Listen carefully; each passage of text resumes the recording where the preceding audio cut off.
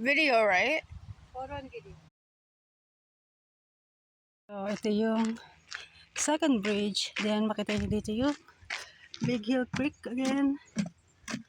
And, so, dito kami lagi naglalakad ng mga bata nang maliliit pa sila. So, this is the way going to our old house before. And this is another bridge.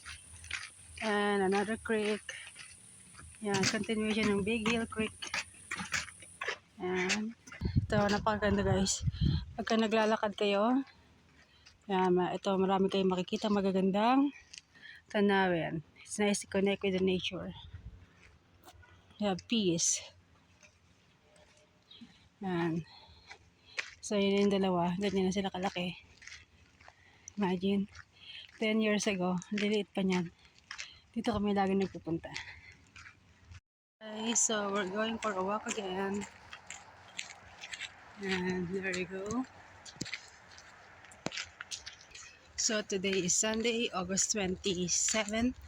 So we're going for a walk today. Yan, so ito papunta to sa river. So yan, ating gagawin Sunday morning. Wow, mamiss the water.